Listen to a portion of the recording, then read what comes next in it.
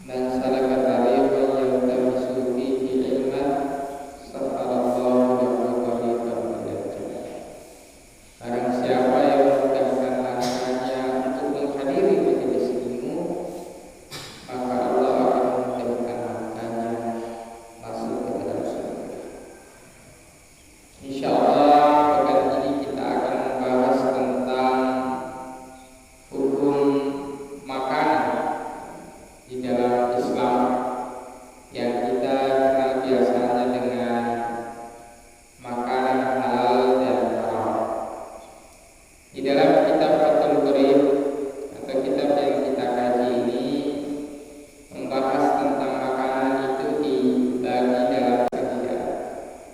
Khusus untuk pekan ini kita akan membahas sedikit tentang jenis-jenis makanan halal dan haram.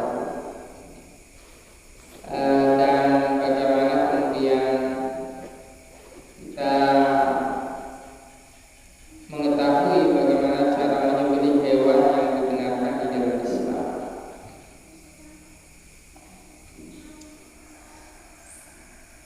Makanan halal di dalam Islam itu bisa kita lihat di dalam 3 perkara. Yang pertama, halal zatnya, yaitu halal bendanya, makanannya itu jenisnya memang adalah makanan yang halal. Kemudian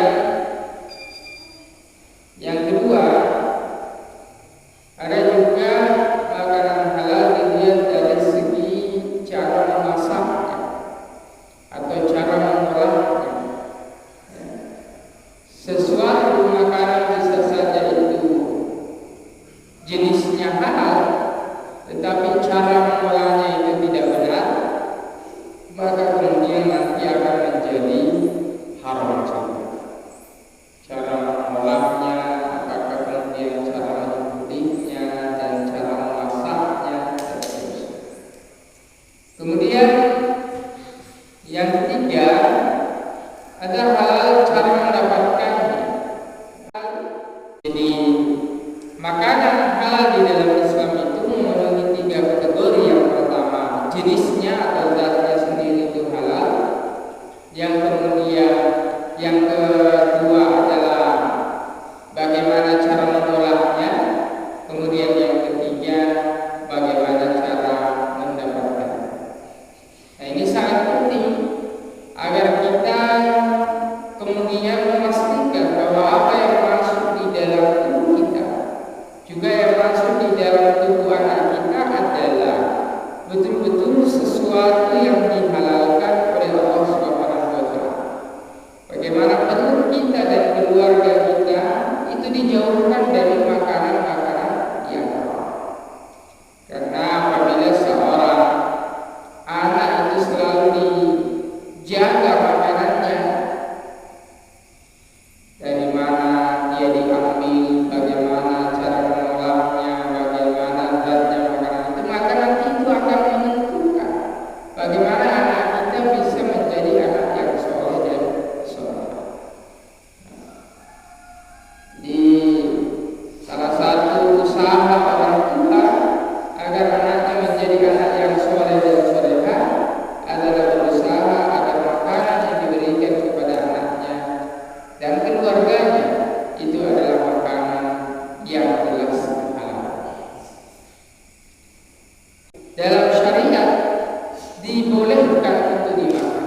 Kemudian thayyiban, bagaimana makanan yang kita makan itu adalah thayyiban, memberikan manfaat baik bagi badan kita, baik bagi jasmani kita. Jadi makanan yang diberitakan oleh Allah di dalam Al-Quran bukan hanya kita kemudian memastikan bahwa makanan itu halal, tapi juga kita harus pastikan bahwa itu baik bagi tubuh kita, bermanfaat. Nah, ini kalau kita mengenai ayat-ayat ini bahwa memang dari dulu Allah Subhanahu wa taala telah memperingatkan kepada kita bahwa persoalan makanan itu kita harus hati-hati, ya. Karena persoalan makanan itu adalah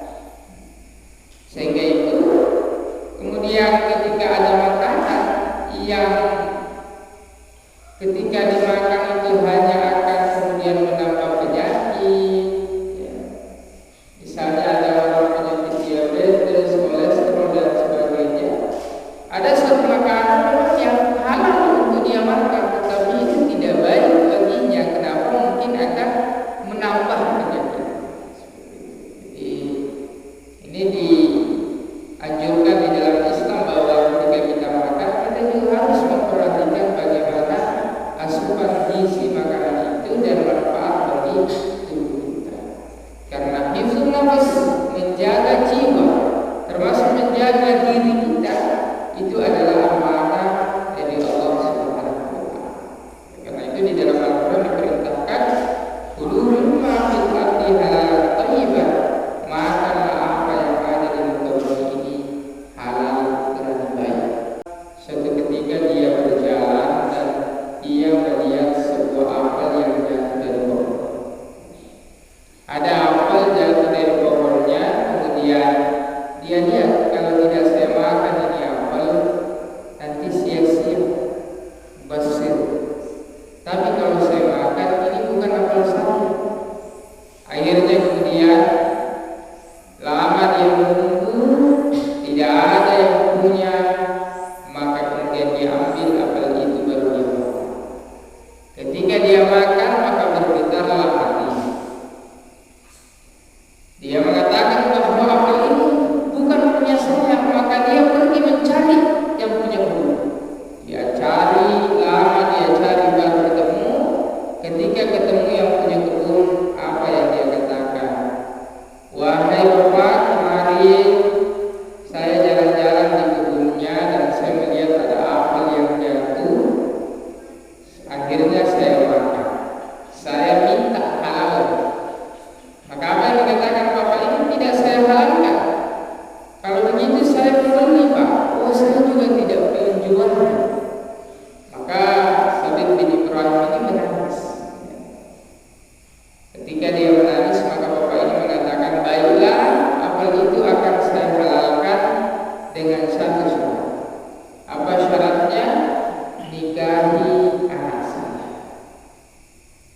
Tetapi anak saya mempunyai kelebihan. Yang pertama, anak saya itu buta, anak saya itu tuli, anak saya itu bisu, anak saya itu lumpuh. Maka kemudian setelah dia timbang-timbang, daripada ada makanan haram yang masuk di dalam tubuhnya, maka kemudian dia sanggup menikah dengan anak yang lumpuh. Setelah dinikahkan, ada mahar secukupnya, ada saksi, terpenuhi semua syarat dan hukum nikahnya, akhirnya menikah.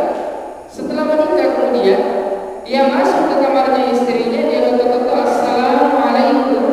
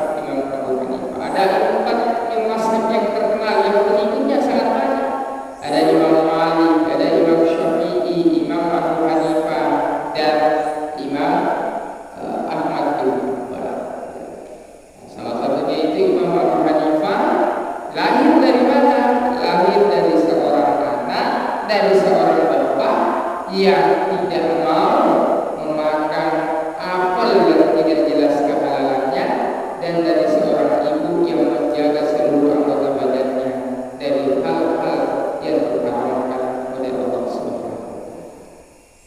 Nah, sampai sekarang dibaca kitab beliau, dipakai pendapat beliau, mengalir pahalanya ke beliau sampai kepada orang tuanya, dari seorang anak yang lahir dari ibu dan bapak yang betul-betul menjaga dirinya dari makanan yang halal, dari makanan yang haram, dan selalu memberikan keluarganya makanan-makanan yang dihalalkan oleh Allah Subhanahu.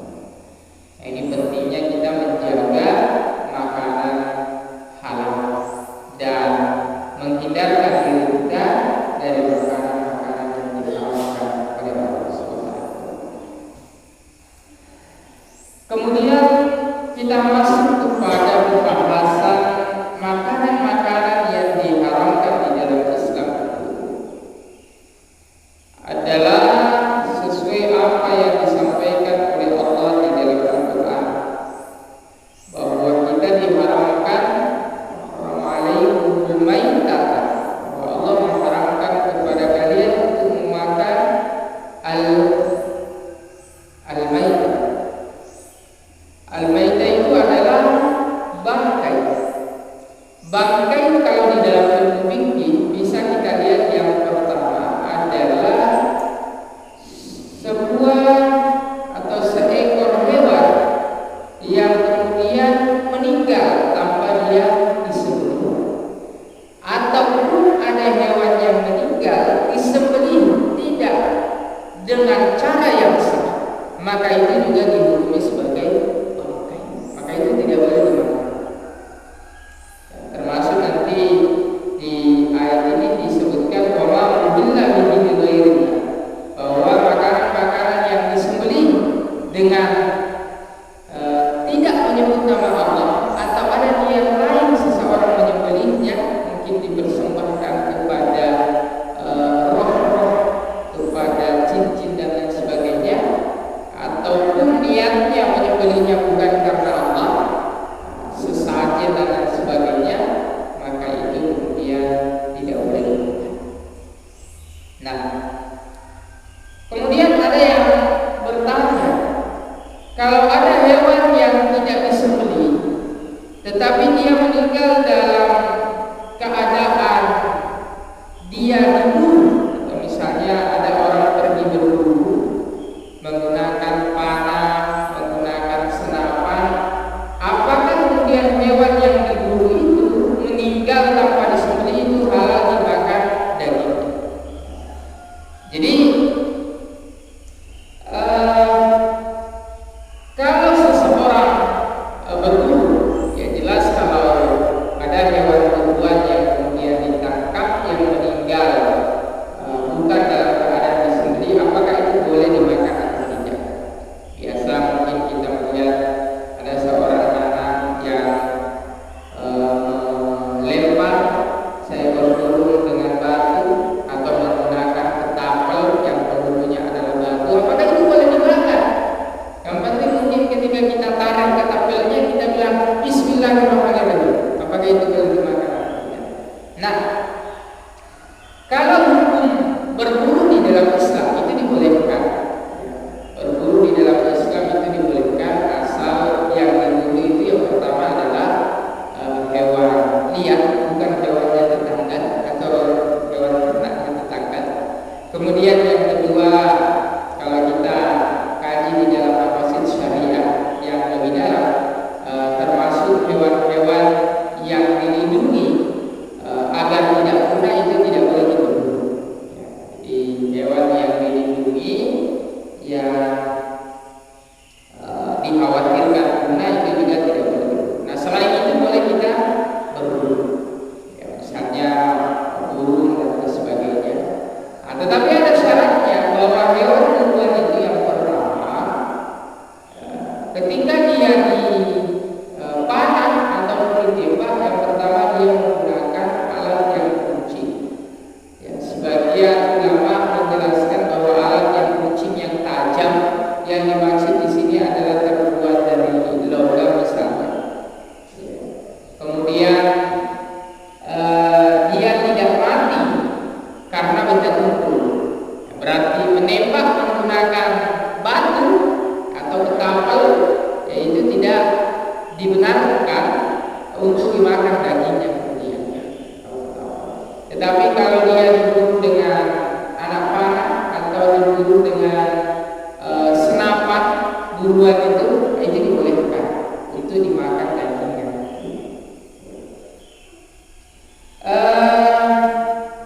Itu tentang hewan buruan. Jadi bisa juga tanpa disembelih, tetapi dia hukumnya disamakan dengan disembelih ketika orang berburu. Adapun hewan-hewan yang ada di lautan, itu tidak diwajibkan untuk disembelih. Sejenis ikan itu, cumi dan sebagainya itu tidak perlu disembelih.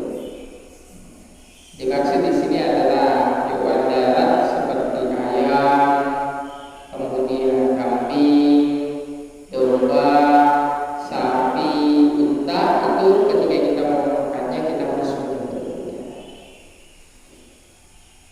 Kemudian yang diharapkan di dalam Islam, ya, yang kedua tadi yang pertama adalah darah, yang kedua adalah adab. Apa itu adab? Darah yang mengalir itu juga tidak boleh. Darah itu ada orang ambil darah yang masih segar kemudian dibubuhkan, itu tidak dibenarkan di dalam Islam melakukan hal seperti itu. Apalagi darah termasuk darah hewan biasanya itu ya seseorang mengambilnya sebagai obat, yaitu di dalam Islam kalau masih ada yang lain tidak boleh menggunakan itu. Ada juga orang biasa meminum darah kobra misalnya untuk kekuatan dan lain sebagainya, itu di dalam Islam tidak dibolehkan karena darah itu adalah bagian yang diharamkan untuk dikonsumsi. Walaupun khinziri, dan tidak boleh memakan daging babi. Ya.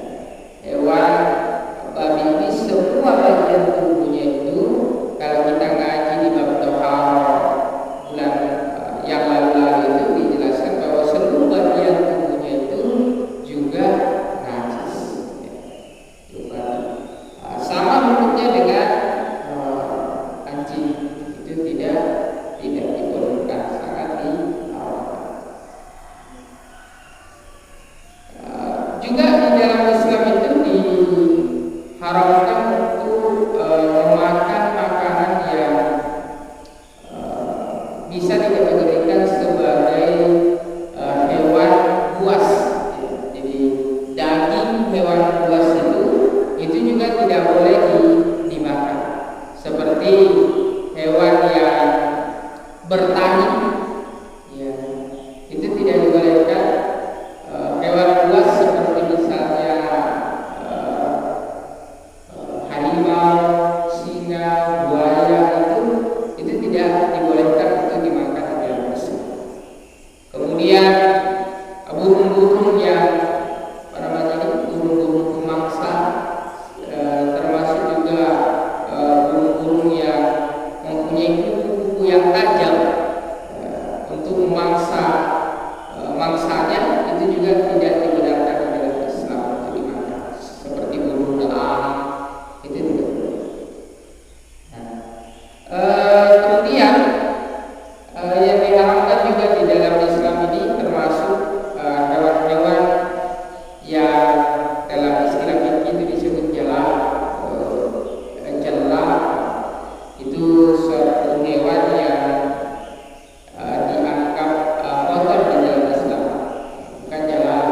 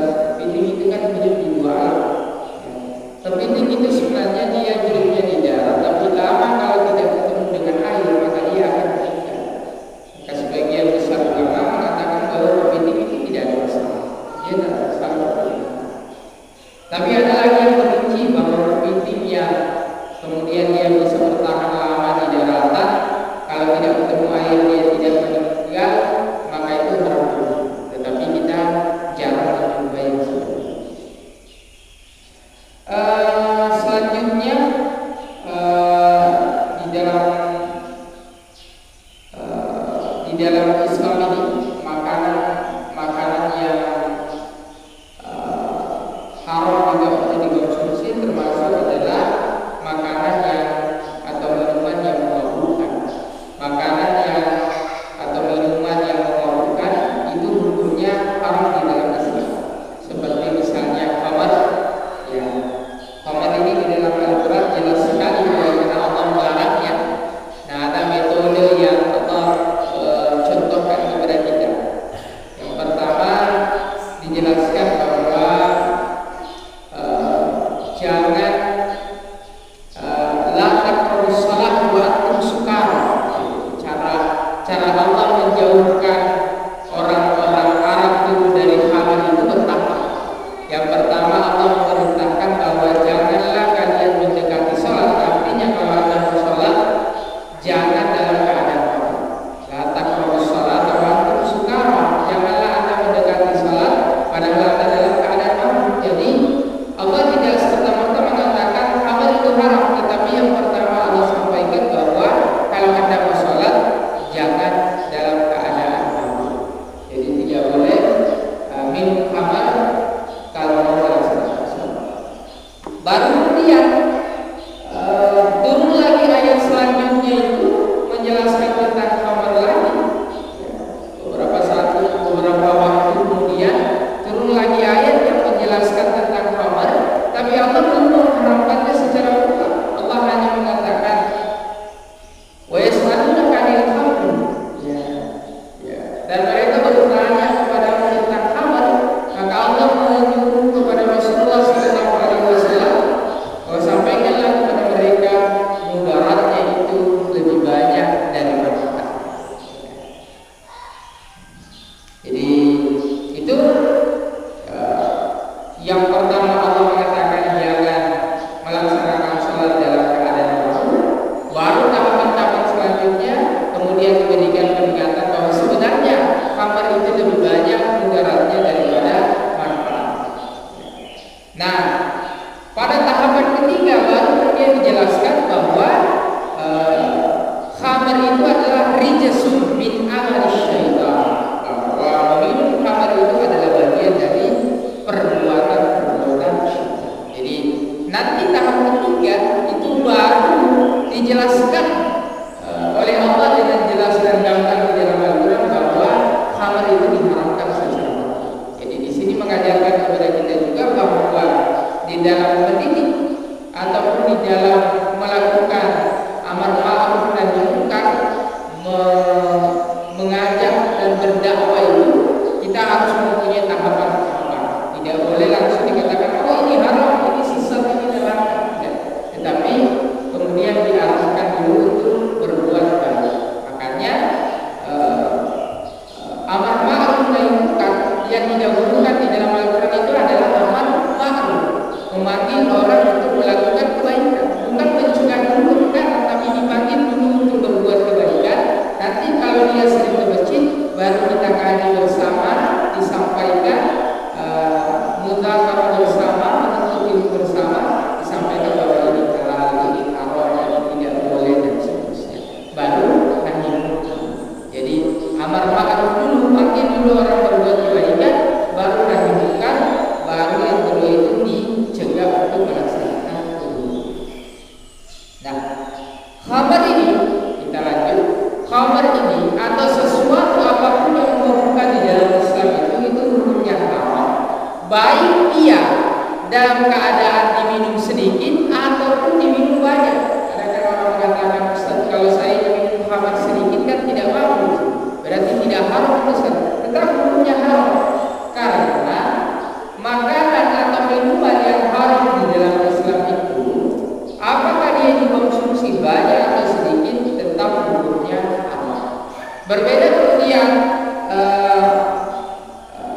satu makanan yang dikonsumsi atau minuman yang dikonsumsi dengan terpaksa untuk tujuan berbadan. Ya. Misalnya obat-obat terlarang itu kan jelas hukumnya di dalam Islam itu diharamkan.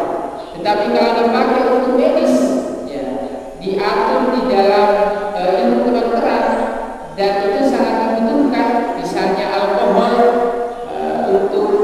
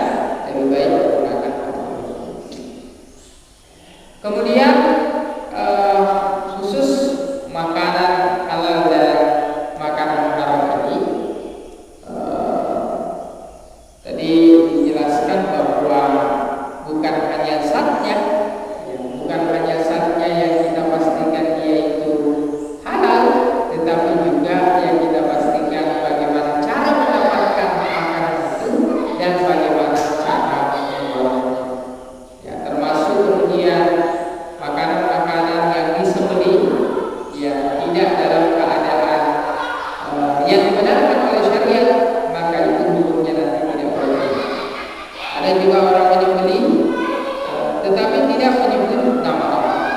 Nah, bagaimana hukumnya Ustaz kalau orang menyembelih ayam tidak membaca basmalah, ia lupa membaca basmalah? Maka biasa juga kita lihat itu di pasar, bagaimana itu Ustaz? Biasa di pasar itu orang potong ayam itu berapa nih? 20.000, 60.000, itu 70.000. Ya. Sambil potong dia sebut harga itu. Bagaimana hukumnya? Maka para ulama menjelaskan bahwa itu dibolehkan kalau yang menyembelih itu adalah orang Islam. Tetapi kalau kita mau menjaga kehati-hatian bahwa makanan atau hewan yang kita makan itu, termasuk ayam yang kita makan itu, kita harus mengetahui kejelasan pemotongan, apakah itu dipotong dalam keadaan yang dibenarkan oleh syariat, seperti membaca basmalah. Termasuk juga di dalam pengolahan ini tidak mencampurkan makanan-makanan yang dimasak dengan sesuatu yang najis, karena ketika dicampur dengan sesuatu yang najis itu akan membuat makanan yang jenisnya atau zatnya itu halal menjadi haram. Misalnya termasuk ini di tempat-tempat ya, kalau kita di dalam Islam itu harus juga meng-cross-check dengan baik bahwa makanan yang kita makan itu dimasak melalui alat masak yang tidak terkontaminasi dengan barang-barang yang haram. Jangan sampai misalnya itu ada panci setelah dipakai masak makanan yang haram, misalnya babi dan sebagainya, setelah itu pancinya tidak dicuci dengan bersih menurut syariat, baru kemudian langsung dipakai memasak ayam, sapi dan lain sebagainya. Nah, ini juga diwanti-wantikan di dalam Islam. Cara pengolahan. Dan yang terakhir tadi adalah cara mendapatkannya. Bagaimana kita memastikan bahwa makanan yang kita makan itu adalah didapat dari jalan-jalan yang halal. Ya, mungkin itu saja yang sempat kami sampaikan dalam kesempatan yang berbeda ini. Insyaallah pekan berikutnya kita masih akan membahas tentang makanan halal dan haram, makanan-makanan di dalam Islam ini, tetapi bukan lagi makanan haram. Dalam halal kita masuk mungkin ke daging yang di hewan-hewan yang bisa kita jadikan sebagai hewan sembelihan pada saat akikah. Dan itu bagian dari bab tentang ini ada bab tentang wal-aqiq al-aqiqah, ada bab tentang insyaallah berikutnya kami terbincangkan kepada Allah yang benar.